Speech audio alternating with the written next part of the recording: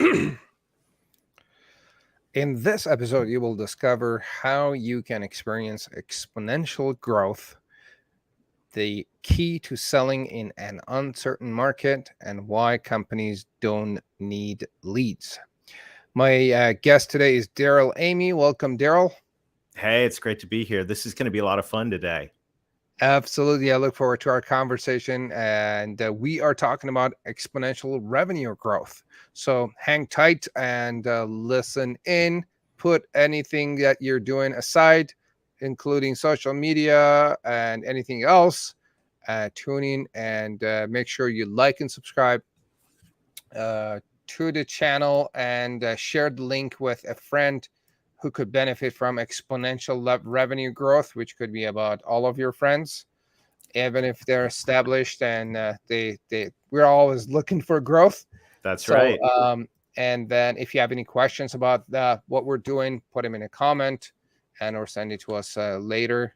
And the other thing you could do is tag your friend on social media in a comment and have them enjoy this conversation and share the wisdom with them. Let me do the proper introduction to my friend Darrell, and we're going to dive into a very interesting conversation. Darrell Amy helps generous entrepreneurs build engines to grow revenue so they can grow their impact. He is the author of Revenue Growth Engine, How to Align Sales and Marketing to Accelerate Growth. He leads the Build Your Revenue Growth Engine mentorship program and is also leading a group of entrepreneurs to Everest Base Camp with the Revenue Growth Expedition. That is awesome. Darrell serves on the Forbes Business Council. He is the host of the Revenue Growth podcast and the co-host of Selling from the Heart. When he's not helping companies build engines to grow revenue, he enjoys hiking, canoeing, and sailing. Welcome, Darrell. Yeah, that was fantastic. It's great to be here. We're going to have a good time today. Absolutely. Whereabout are you? Well, I'm a Canadian kid that married a Southern girl. So I live right on the south edge of the Ozark Mountains in the great state of Arkansas, smack dab between Dallas, Texas, and Nashville, Tennessee. Oh, wow. That is interesting. And which city are you in right now? Conway, Arkansas. Conway. Yep. And then what's it like right now? Is it warm? Is it cold? Is it yeah, I'm glad you asked rain? because my Canadian blood usually does not like this southern heat. It's been 3 decades and I'm barely used to the heat. But today, as I look out the window of my office, there is snow on the ground. So this happens once or twice a year. And so I'm a happy Canadian kid finally enjoying some cool weather in the South. Oh yeah, don't we get some snow up here?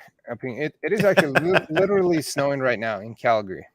But the streets have been covered in snow pretty much all January.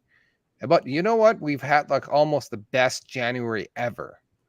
Now, make no mistake, by Saturday, it's going to be 18 degrees. The sun will be shining. Everything will have melted and gone away. So we don't keep snow very long down here. It's a year-round golfing place, and there's no skiing or snowshoeing in this part of the world. But it is a great place to live.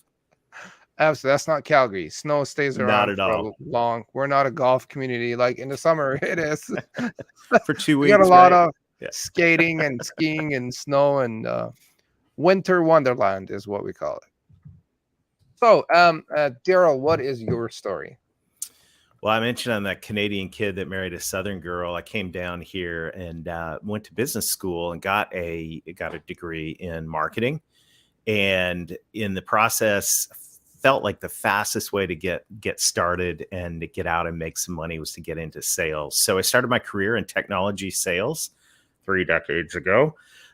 This year, that was 1993 for me. I was a sales rep, sales manager, ran a branch, went to work for a Japanese technology company, helping them develop their network across the region.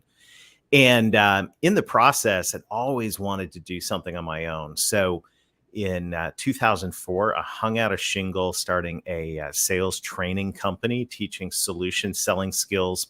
And as luck would have it, Mustafa, my very first client came to me and said, "And that sales training was great, but our marketing doesn't say anything about it.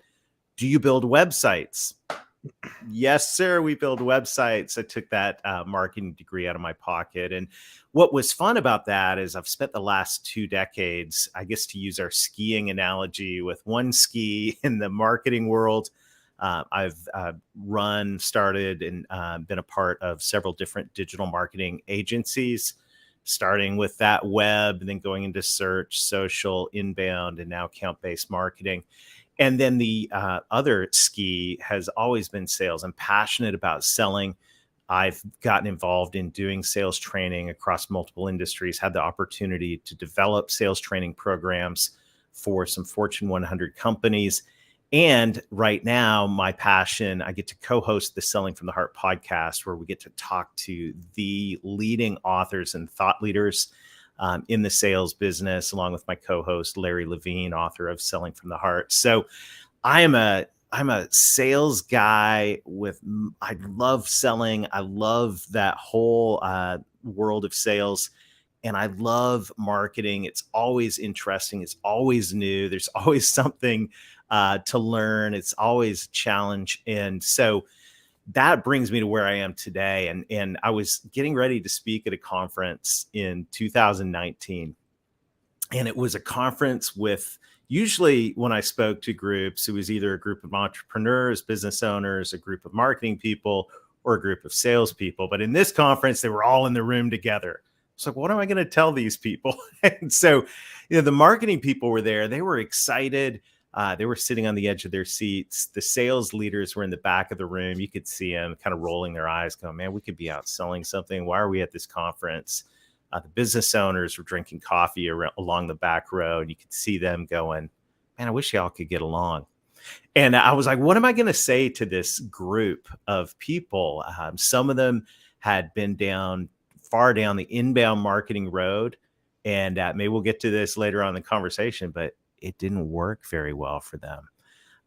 And others had not, done anything. It was just one of these times where I woke up in a sweat in the middle of the night going, what am I going to tell this group? I can't go in and say, you need to get involved in inbound marketing, because some of them had done it and it wasn't the right solution for them. So in that dark night of the soul, I started with a clean whiteboard. I love a clean whiteboard. And I sketched out the revenue growth engine model, which is a framework to align sales and marketing to drive exponential revenue growth. Kind of just after 2 decades of frustration, to sit down and go, okay, if I started from scratch, this is what I'd do. Love it. And then who do you serve these days, and who do you want to work with? I love serving. You said at the beginning of the show, purpose-driven, generous entrepreneurs that want to scale their business. And the reason why I say purpose-driven and generous entrepreneurs is they're the type of people that as they grow their business, not only are they creating meaningful jobs, and by the way, to all of our friends in marketing, don't ever let anyone put you down. You're on the front edge of creating growth and meaningful jobs right now, which is so important. But not only are generous entrepreneurs creating meaningful jobs, they're also giving back to nonprofits and causes that they value. And right now, as in various parts of the world, there's different levels of economic uncertainty. I think it's really important that generous business owners are able to step up and fund these critical causes. So that's what gets me up in the morning. I love sales, I love marketing, but I really love seeing generous entrepreneurs thrive so that they can give back. And that's what gets me fired up. Love it.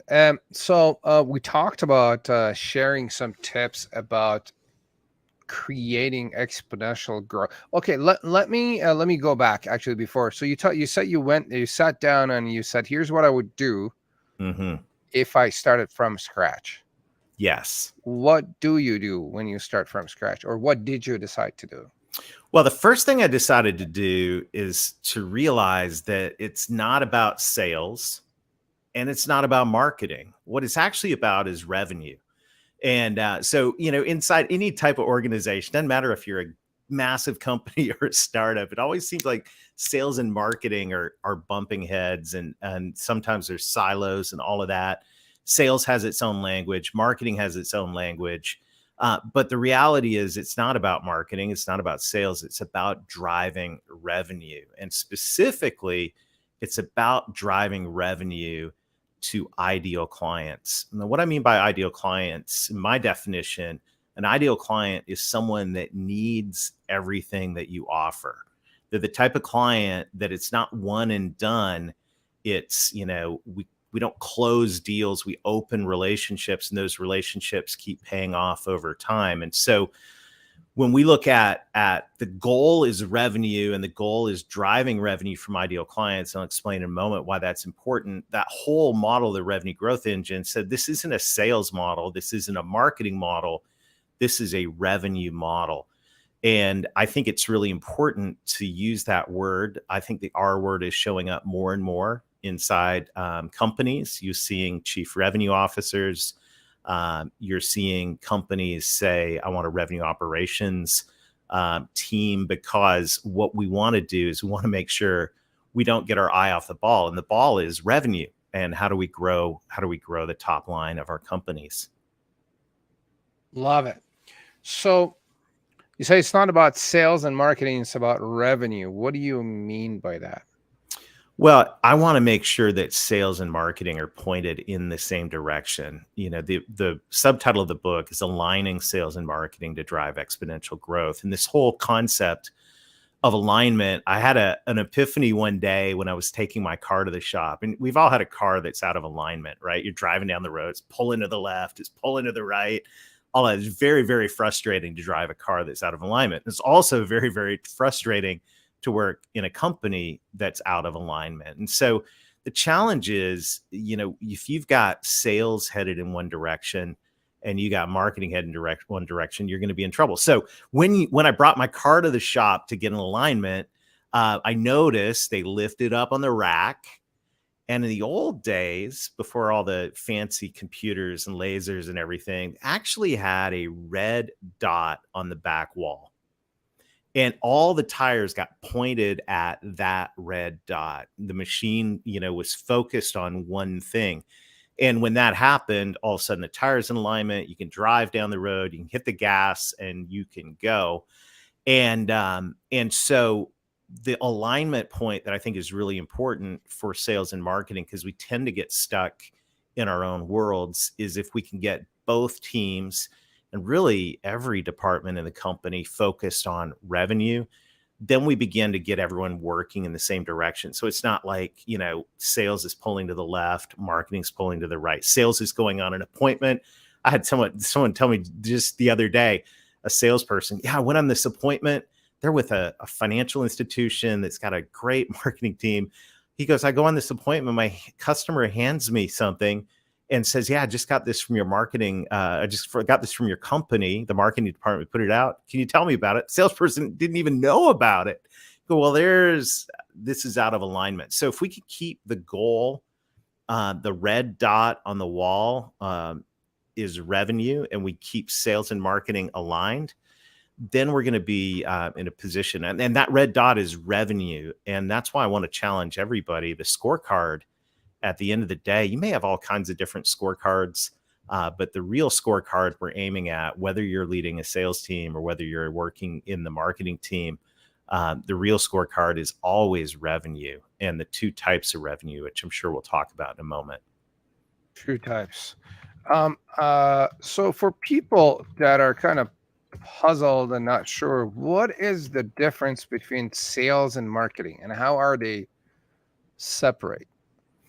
Yeah, it's a great question. I think salespeople are generally going to be in a one-to-one conversation. So the salesperson is responsible for understanding the network of decision makers inside an account and building those relationships one-to-one and truly customizing the conversation around the outcomes that each one of those individual decision makers want in that specific company. Sales is also responsible for getting everybody at the table to make a decision, which is a huge issue right now. Getting consensus to move forward, especially for my friends in B2B. We're an average buying team, according to Brent Adamson and Matt Dixon, the guys from the Challenger customer. in some industries, those buying teams have more than 10 people engaged, decision makers and influencers. So sales gets down in the nitty gritty of those relationships and understanding both the business and relational dynamics of that. Marketing is going to start from the other side. It's going to be usually one to many. And, as we're getting more engaged in account-based marketing, that one to many, the many is getting a little smaller. We're getting a little more focused, which I'm a huge advocate for. But marketing is usually representing the company out to a client. Sales, it's relational. Let's just be realistic. Even in today's world, people still buy from people they know, like, and trust. So that marketing is trying to build a level of credibility for the company. The salespeople are trying to build a level of credibility for themselves so that they can get the approval and consensus to move forward. Great question. Yeah. Because I know people use the words interchangeably, and sometimes I feel like they don't quite understand the difference between sales and marketing. And I know a lot of people are confused about it. So you talked about two types of revenue. Yes. And now, before I get to that, in a no BS term and approach, and in a simple way, are we saying that we're doing all of this sales and marketing to make money at the end of the day? Is that what you're saying? It's all about 100%, revenue? 100%. And, sales and marketing teams are responsible for top line revenue going into a company, period. And that's where, I think there's a tendency to get lost in some of the details of all the different things we have going on, especially in the marketing world. But to my friends in sales as well, we get lost in the details and focusing maybe on one type of revenue instead of both, which we'll talk about here in a moment. But that is, I think it's critical to always remember, we're watching, we got the Super Bowl coming up on Sunday, right? So, the Super Bowl is going to have all kinds of statistics. There's going to be yards per carry, quarterback efficiency, number of sacks. So there's like all kinds of data. I think, Amazon is now warehousing all that data so they can give real-time stats. But there's only one piece of data that actually matters at the end of the day, and that's the score, like who got more points at the end of the day. And to my friends in Canada, when the Grey Cup comes around this summer, it's going to be the same thing. You'll have all kinds of data, but there's only one thing that matters. Marketing's got all kinds of data. Sales has all kinds of leading indicators, but at the end of the day, there's only one piece of data that matters, and that's how much revenue did we drive. And so that's why I'm adamant about this. And I think, just a little aside on this, I know a lot of our friends in marketing, you come across a new strategy, something you believe passionately in, and you struggle to get budget and buy-in from the executive team in your organization. And I would say, if you're struggling to get budget and buy-in, I would challenge you to go, okay, maybe if you can tie this more directly to revenue, you're going to get a little more attention than just, I'm really excited about this new strategy. Anyhow, that's a little footnote on all of this, but we got to remember that revenue is key, and we've got to remember that we're responsible for driving both types of revenue, not just one. Yeah. I think over the years, and I've been guilty of this myself, where I get myself busy doing things, acting and thinking like I'm being productive, and at the end of the day, the cash is not matching my activities. And like you say, if it's not producing money, then I don't care about likes and exposures and views and whatnot if it's not helping me run a business and pay my bills and pay my team and grow that way. Absolutely. You talked about leading indicators. Is revenue the only thing that you track, or are there other things that helps us kind of lead up to revenue? Well, I've been talking about these two types of revenue, and I think this is the heart of the revenue growth engine, and this is the foundation for what I call exponential revenue growth. Because if you think about it, when you think about revenue, there's really only two kinds of revenue. There's net new business. We go out, we get a new logo, we land a new deal, we get some market share. And then there's cross-sell revenue. This is where we land and expand. We grow wallet share inside our current client base. We cross-sell, upsell, all of that. And if you think about it, those are the two core sources of revenue. You go, well, Darrell, what if my company acquires another company? Is that a source of revenue?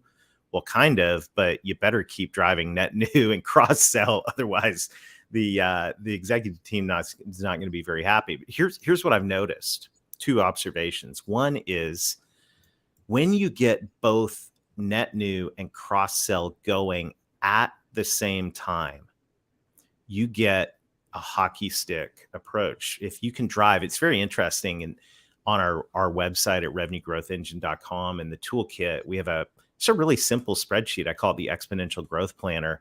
And if you take net new, and your measure for net new business is how many customers do we have? Really simple. How many customers do we have? And let's say we grow that by 15% year over year. You got 100. At the end of the year, you have 115.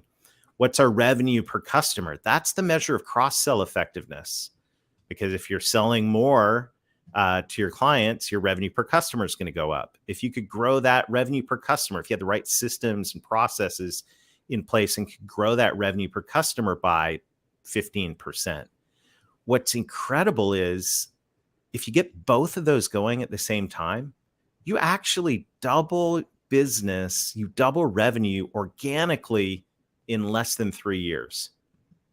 Now, the challenge, though, the second observation, so that's exciting, by the way, and the entrepreneurs and business owners that I talk to about exponential revenue growth, that gets them excited because they go, wow, modest growth in net new number of customers and compounded with modest growth in revenue per customer, literally can put us in a position of doubling our business in less than 3 years. Keep that cycle going, and in a decade, you've doubled, and doubled. I mean, the revenue is really exciting, right? All of a sudden, a $10 million business is an $80 million business in a decade through organic growth. Problem is, and here's the challenge, and this is why I'm so passionate about the revenue growth engine for companies that want to grow, is that typically most companies I've been into and talked with, they tend to be good at one or the other. They're either good at going out and landing the new deals, or they're really good at managing their current client relationships and growing that revenue per client. But it's been a long time since they sold anyone new. And so what I would say is, first of all, I'd ask everybody, gut check, real honest answer. What are you better at right now? Are you better at net new? Or are you better at cross sell? And then look at the area where you're not good. Keep doing what you're doing in the area where you're good.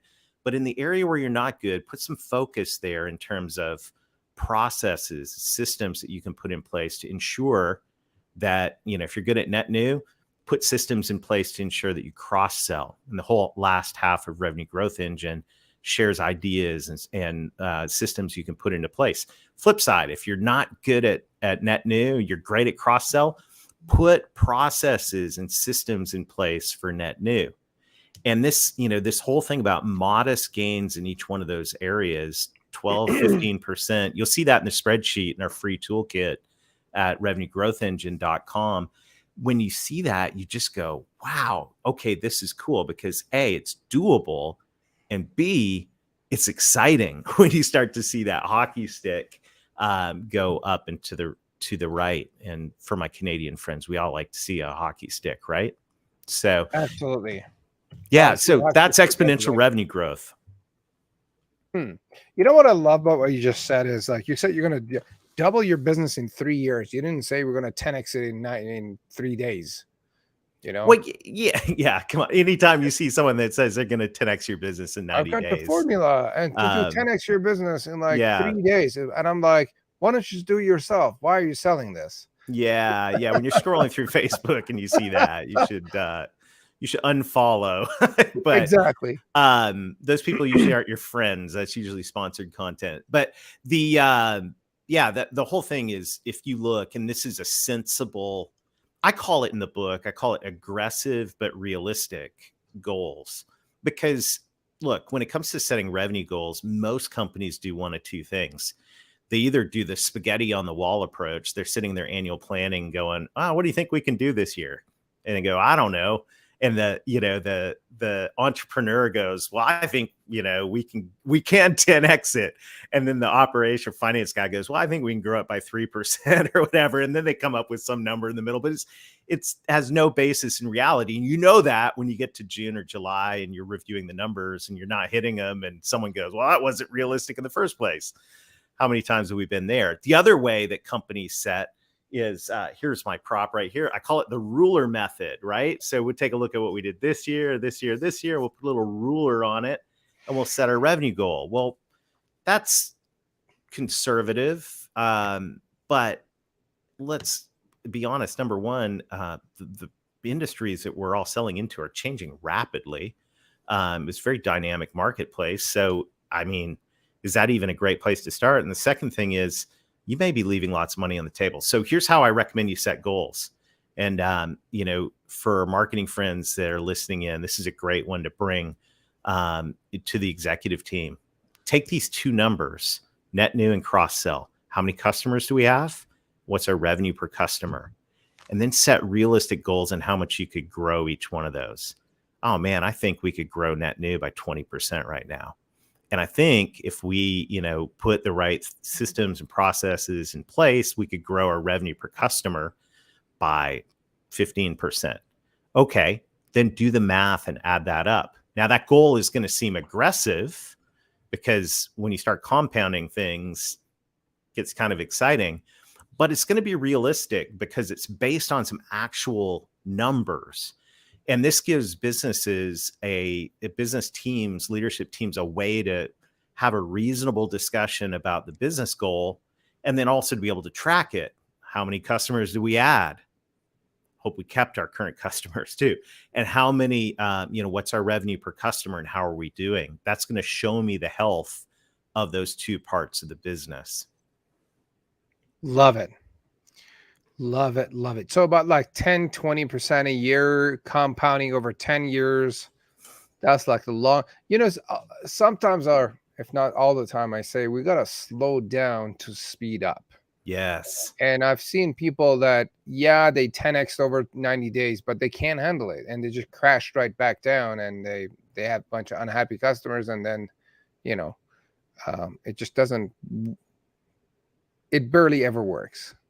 Well, I've seen people doing it, but well, here's the deal. You can outkick your coverage, to use another football analogy, right? You can set yourself up so you grow too fast, and so every business has a limited amount of operational capability to deliver. Doesn't matter what you sell, whether you're a services company or a product company. There's only so much inventory, if you will, to sell. So who are you going to sell it to and who are you going to target? The next thing we talk about in the Revenue Growth Engine book, and I'm very passionate about this, is understanding your ideal client. Now, an ideal client is someone that needs everything that you offer and can buy everything that you sell and aligns with your company's values. They've got a lot of potential yield or value, and they're a good fit. Why is that important?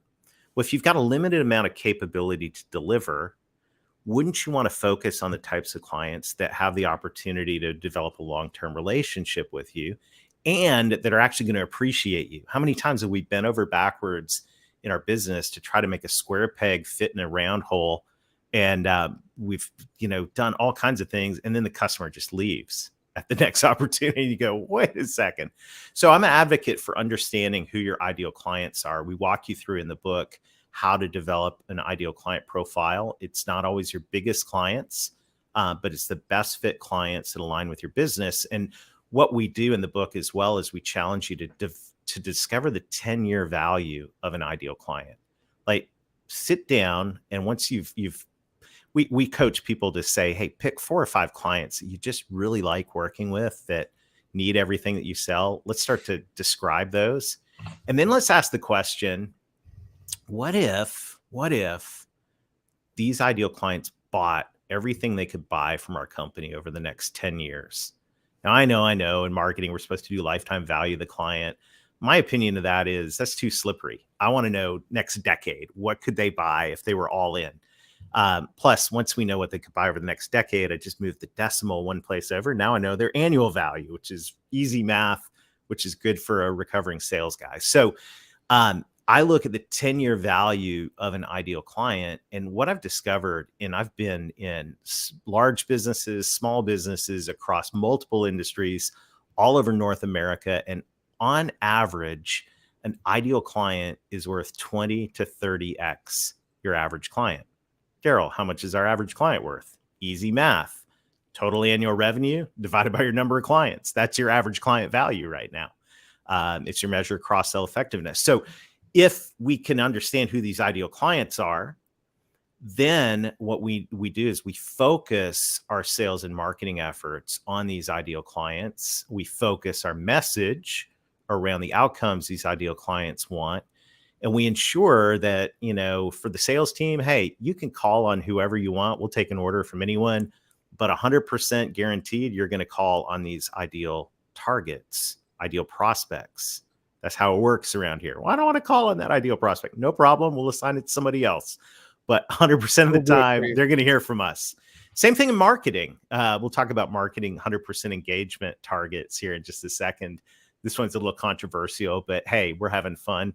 But that's where we go, okay, if we're going to drive exponential revenue, we need the type of clients that can buy everything that we sell.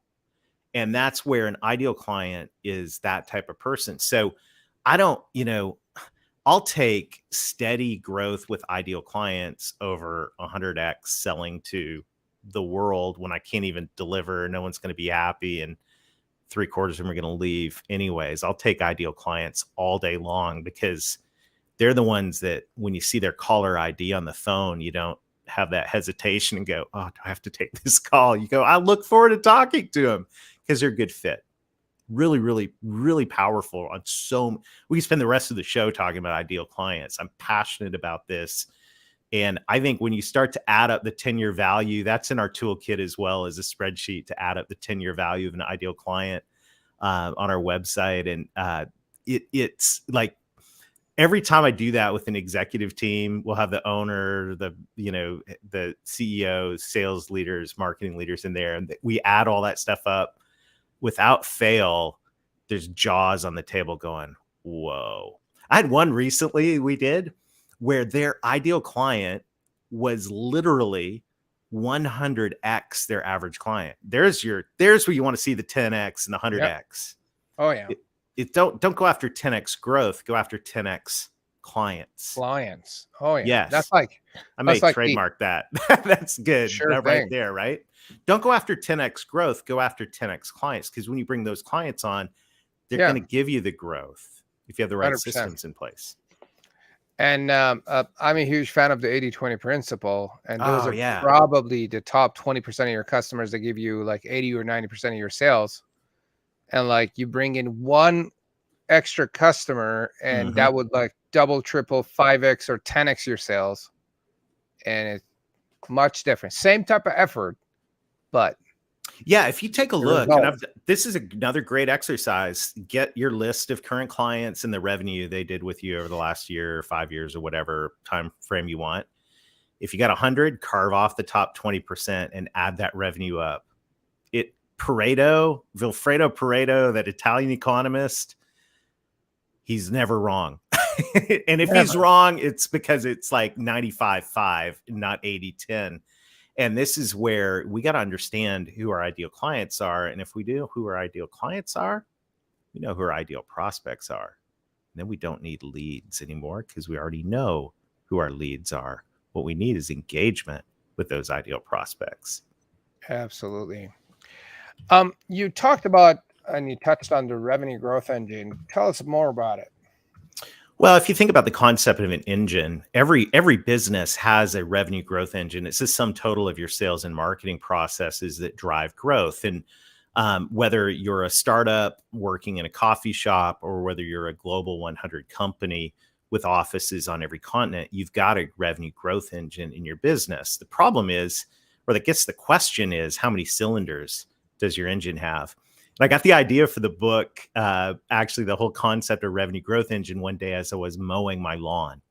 You go, Darrell, aren't successful people supposed to hire someone to mow their lawn? Like, haven't you been to any kind of seminar? And I'm like, I know. But what I like about mowing my lawn is I can sit on my 60-inch zero-turn lawnmower, and for 35 minutes, nobody can call me. I can listen to great podcasts like this and get great ideas. So I'm puttering across my lawn. And then when you're done, of course, when you work in marketing, you don't always see the results right away. But my lawn, ooh, it looks good when I'm done with it. So anyhow, I'm puttering across my lawn, and I see my car at the end of the driveway, and I realize my lawnmower has an engine and my car has an engine, but they're very, very different. Now, I looked it up. My 60-inch zero-turn lawnmower has a 24.5 horsepower engine. Great for a lawnmower. Not good if I want to get on the freeway, right? My car, 330 horsepower, turbocharged. I don't know what the 0 to 60 or 0 to 100 kilometers an hour for my Canadian friends is, but it'll get you there fast. And so what I realize is every business has a growth engine. The question is, how many cylinders does your growth engine have? How much horsepower is in there? Is it firing on all cylinders? And in the case of most businesses, are there cylinders missing? And that's what I wanted to be able to do with the revenue growth engine, was to put a model in place that you can almost lay down on top of your current business and see, that's missing, or we should improve over here. Because when you get the engine firing on all cylinders, that's when you can accelerate. And I don't know about you, but I like accelerating. So I want the business to accelerate, just like I want my car to accelerate. And the more powerful your engine, the faster you're going to be able to grow. For sure. And the term firing on all cylinders is something I've been thinking about actually for the past week or two.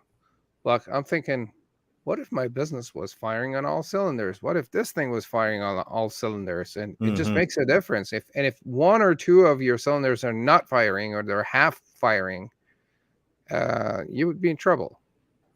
Yeah, you would. I was actually putting some videos together last week for a new website, and I was thinking about back in the day. I used to have a 6-cylinder SUV. It was a Toyota 4Runner, and I had a ski boat. I love boats. I think you said that in the introduction. And so I live right on the south edge of the Ozark Mountains, and there's lots of great, beautiful lakes here. So anyhow, my boat I could pull to the lake, put in the lake, have a great day and all that. And then I got another boat. This next boat was a little bit bigger, because that's how it works, right?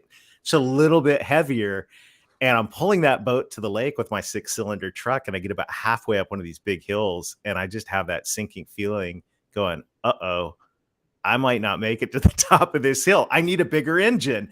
And so I quickly discovered that if I was going to keep that new boat, I was going to have to get a new truck with an 8-cylinder engine, and which I did. And I think this is kind of the evolution of a business. As your business grows and hits different plateaus on your way up, every time you hit one of those plateaus, I think it's a sign that you need to reevaluate your engine. The 6-cylinder engine may have been great to get you to where you are right now, but maybe it's time for a 8-cylinder diesel, or maybe it's time, for a tractor trailer or something bigger. Because the reality is, at every point along the way in the evolution of your business, this is where you need more and more horsepower in your engine. Absolutely. So what are some signs that you see in your sales and marketing that you should be aware, and those are signs of your cylinders not firing? Well, I think that best place to start is at the dashboard. And on the dashboard, there's 2 dials on most cars. You get the RPMs and the miles per hour, kilometers per hour. The two dials on your revenue growth engine are what we talked about earlier: net new business and cross-sell business. So are we growing net new, and are we growing revenue per client, cross-sell business? I think that's where you start, because the reality is there are a lot of businesses that are growing, But when you pull, kind of look at the dashboard from that perspective, they're really healthy in one area and maybe not so healthy in the other. So that's where, to me, where you get the clue, the indicators that you go, okay, I think we need to look at our cross-sell revenue. Now you can start to look and go, okay, well, let's look at that from a sales perspective, and let's look at that from a marketing perspective. From a sales perspective, throughout that client life cycle, you've got onboarding, right? Are your salespeople turning in an order and then bye-bye, see you later? Or are they engaged, realizing they don't close a sale, they open a relationship, and they're engaged throughout the onboarding process in such a way that sets up regular, periodic, quarterly business reviews in a way that sets up a renewal process, possibly, and so that they're developing that relationship with the client, continuing to add value, and are growing inside that account base, and getting referrals along the way. The marketing side too, if your revenue per client isn't looking that great, you start to go, okay, well, marketing. You go, well, where's your marketing time and effort being spent? Is it with generating net new leads, or is it with engaging with current clients to drive cross-sell revenue? We live in a market, especially in the digital marketing world, where we're always, kind of bumping up against the wall of, do I have permission and all that? Well, if you have a current customer, you have permission. They bought something from you. Yeah. The marketing does not end when somebody becomes a customer. The marketing only just begun. And that's where I think a lot of organizations miss it as well. So do we have a client loyalty program? Do we have a client communication program? Do we have ways to continue to educate, equip, nurture, events, all kinds of different strategies you can put in place? And that's where, I think when you figure out if it's net new or cross-sell, then you go, okay, what's sales doing? What's marketing doing? And by the way, is any of it documented, or is it just all fly by the seat of your pants? Because if it's not documented, Gino Wickman in the book Traction says, if you haven't documented something, you can't improve it until you document it. Now, once it's documented, it may not be a perfect process, but once it's documented, you can improve it. And that's where, if you start lifting the hood and looking at that engine and realize nothing's written down, everyone's revenue growth engine should have an owner's manual. And in the Build Your Revenue Growth Engine mentorship program, that's what everyone does. They actually build an owner's manual throughout that program for their revenue growth engine, so that they can hand it to a new person on the sales or marketing team. They can hand it to their marketing partners that they work with, and to go, this is what we do around here. This is how we do it. Now, if you want to make recommendations to improve it, awesome.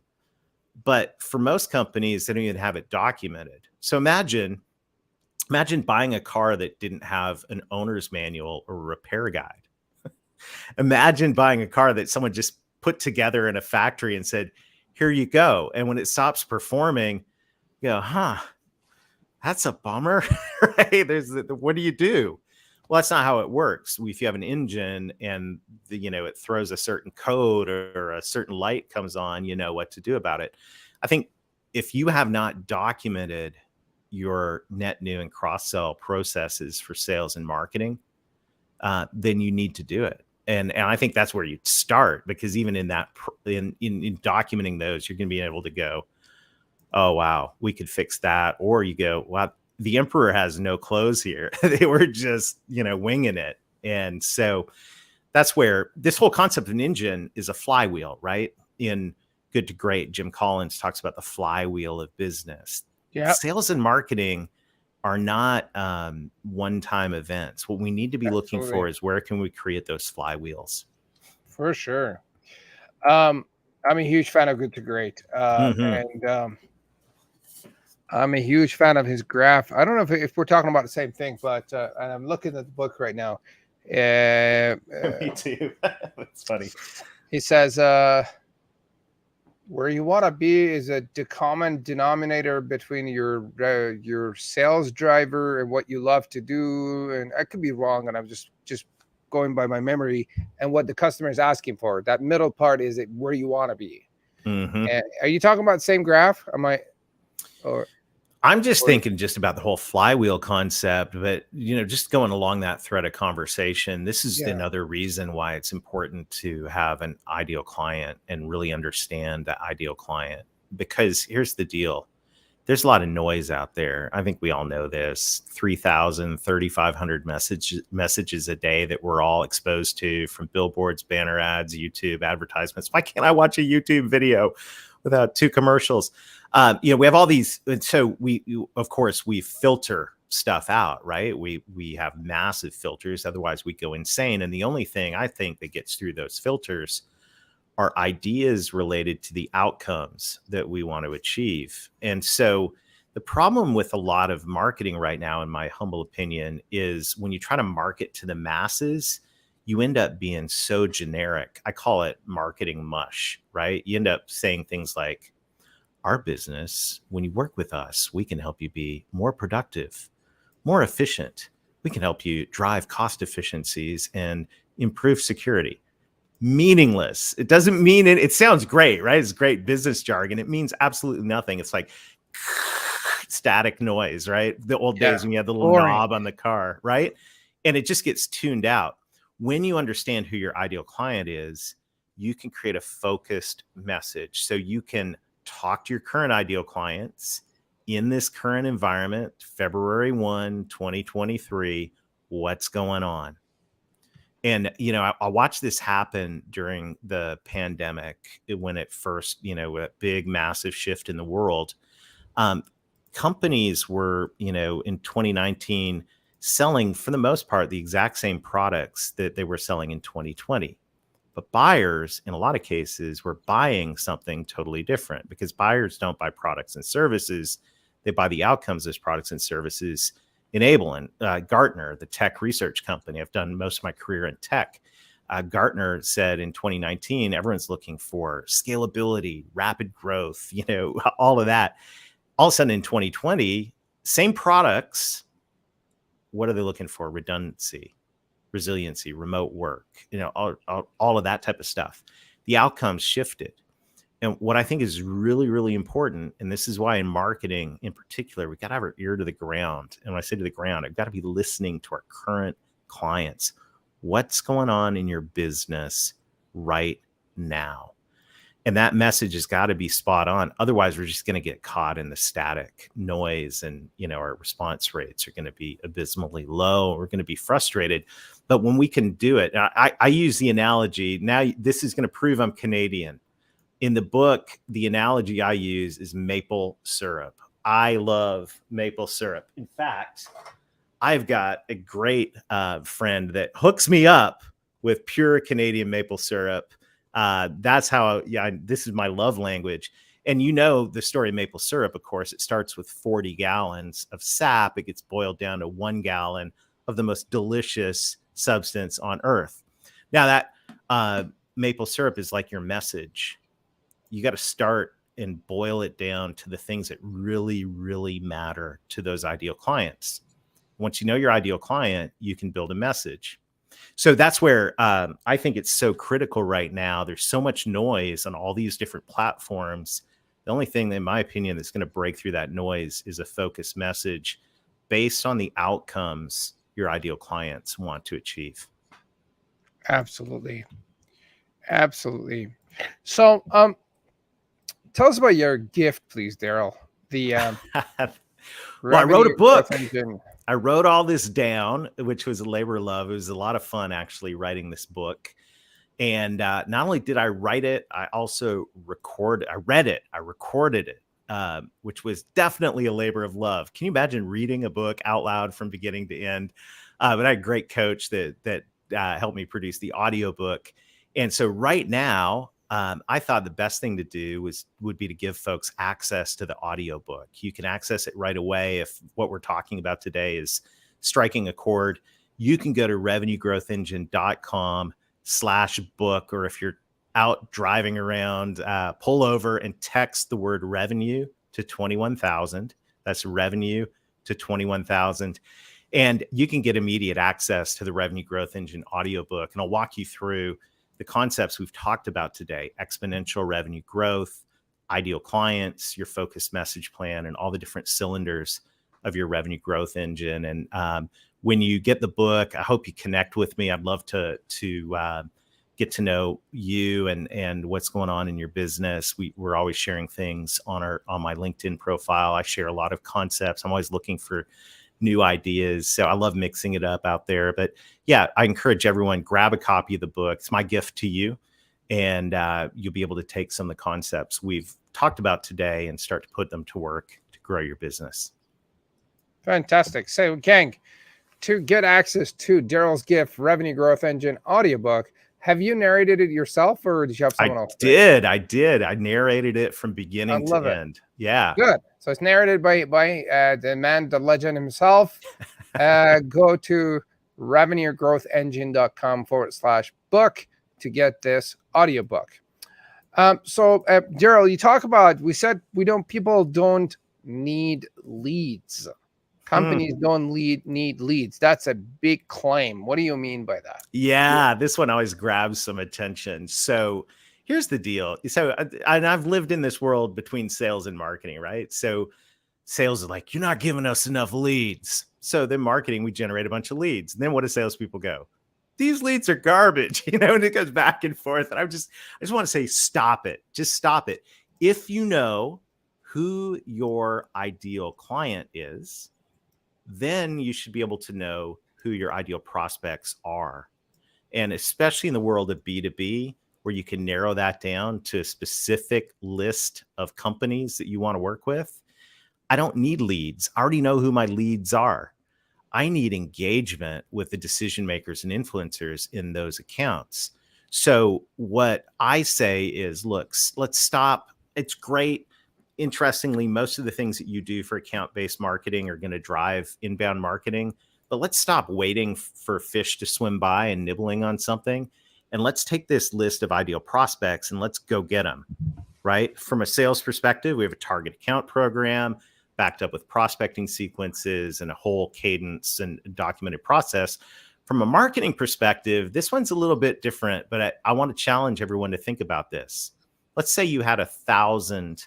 So on sales side, we'll finish the sales side. What I'm going to aim for is 100% coverage. Every one of these ideal prospects hears from our sales team on a regular pre-agreed upon cadence, once a quarter or whatever that is. What if we flip that to marketing and said, okay, look, of course, we'll fish swim by, grab something off the website. That's great. We'll nurture them, flip them into leads. But these 1,000 companies that are ideal prospects, let's set a goal of 100% engagement with them so that we have some type of engagement with them that we've at least pinged on their radar once a quarter, let's say, or whatever thing. Now, are we ever going to get to 100%? Of course not. But in the world where we're measuring like email open rates in the single digits and, back when you could hope to measure click-through rates and different things like that, this flips the whole thing on its head, because what we're aiming for is we're aiming to say, look, once again, we'll take a lead from anybody, but these ideal prospects, the list, these 100,000 companies, 5,000 companies, whatever that is, they will, our goal in marketing is, even if, we can send emails, we can send text, we can do banner ads and paid ads and retargeting. We can do all kinds of stuff. But even if we have to send them a FedEx package, to get their attention, we're going to get on their radar. And to me, what that 100% engagement thing does is it opens the minds of all of us in marketing to go, okay, how could I pull this off? Because these are the companies that need to know the name of our business, and in the world, you don't have a marketing budget unless you're Nike or Coca-Cola. You can't boil the ocean.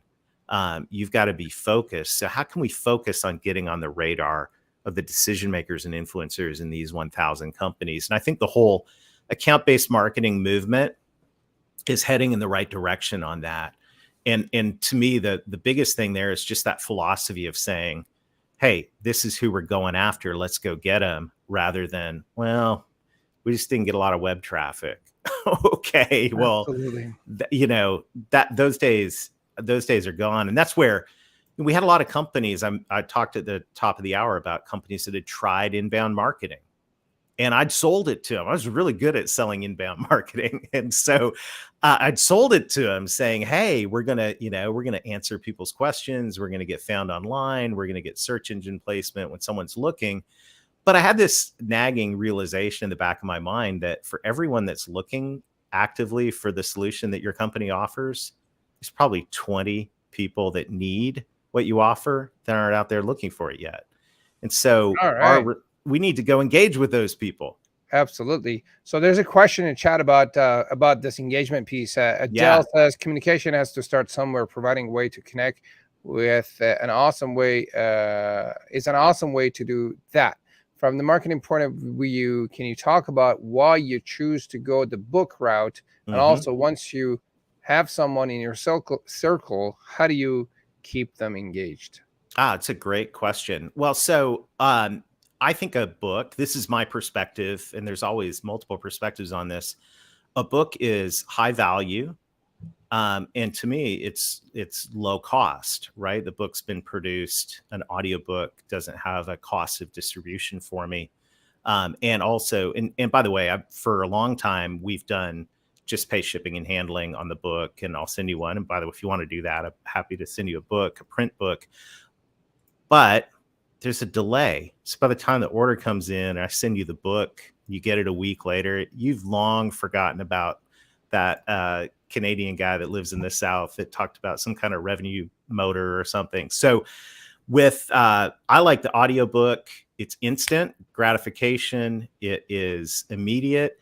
And I'm playing with something new. So my marketing friends out there will know I'm actually hosting the book inside a private podcast that you'll get access to. And inside that private podcast, I've got it hosted on a platform that does dynamic ad insertion. So as you're listening to the book, at the end of each chapter, I can have calls to action. So just literally just set that up last week. So I didn't even have all the calls to action and all the chapters yet. So I'm curious what y'all think about that when you hear the book. But the idea is now we'll be able to drop that inside someone's podcast player. They can listen to the book. There's calls to action. I can change those. And if I want to drop a bonus item in there in the future, it's going to pop up in your podcast feed. That's what I'm trying. So that's where, and once they're in, you'll notice you'll go into a funnel. We have a masterclass. We have the Build Your Revenue Growth Engine mentorship program where we work with a company and walk with them for an entire year through the process of building the core part of their engine, their net new, their cross-sell, and in the fourth quarter, all the cadences they need to put in place to keep it upgraded. Fantastic. Yeah. Fantastic. Darrell, give us a 30-second or less simple marketing strategy that people could use right now and see some results rather immediately. I like client education. And I can do this in 30 seconds. You can get a learning management system. They're a dime a dozen. They're everywhere. You can take courses and teach your clients how to use your products and services in those courses that you create. And in the process, set yourself up for cross-sell and deliver a better customer experience. So I don't think a lot of companies are doing this yet. I really love the idea of getting a learning management system and building a client education system. You've got immediate opportunity to go out and start cross-selling, but you're doing it through education, which I'm a Jay Abraham fan, paradox of knowledge. The more you know about something, the more questions you have. We're going to go get it answered. So I say for a lot of companies, set up a client education portal and start marketing your clients by teaching them. How about that? Love it. Let me ask you a few personal questions, if that's okay. Sure. Bring it on. And these are we need simple questions, simple responses. What's a new thing you have tried recently, big or small? Trekking. I got to trek to Mount Everest Base Camp last year. That was a big leap for me. Mount Everest. Unfortunately, we're running out of time, but that I would have loved to just talk about that. Maybe next round. We'll talk about Mount Everest. That's right. When you get the free book, you're going to learn about an all new program I'm rolling out tomorrow, which is the Revenue Growth Expedition, taking 12 entrepreneurs to Everest Base Camp. So as part of our he's program. taking 12 entrepreneurs to Everest Base Camp. When is this happening, Darrell? It's going to happen November 1st through 15th. It's going to be 12 participants in our Build Your Revenue Growth Engine program. So yeah, I'd love to come back and talk about that. Yeah. Because it was a lot of fun. It also created a massive buzz for my company. So I want to be able to get that for a dozen other entrepreneurs. Great ideas. Great idea there. Give me 2 of your favorite books. I like The Experience Economy by Joseph Pine and James Gilmore. And also for your sales team, I want to introduce you to Selling from the Heart by Larry Levine. And I can't give you the sneak preview of the book he's releasing later this year, but just get Selling from the Heart and you're going to see another book coming out right behind it that is dynamite. Very nice. What's one advice that made a big impact on your business or life? Get clear on your values and your mission. I think when you do that, it really helps you understand how you focus your effort. And this goes for entrepreneurs, but also goes for my friends in marketing as well. If you're going to get up in the morning and work all day, you want to be promoting something you actively and passionately believe in. So I think get clear on that. Love it. Darrell, if you had a Facebook or a Google ad where everyone around the globe with access to internet could see, what would your message be for people of Earth? People of Earth, chill out. It's going to be all right. How about that? It's going to be all right. Love it. Don't take it too hard on yourself. That's right. That's right. Darrell, this has been an amazing conversation. Thank you very much for sharing all the knowledge and the wisdom. Is there anything that you maybe would have wanted to talk about that we didn't get a chance, other than the 2-hour story about Mount Everest?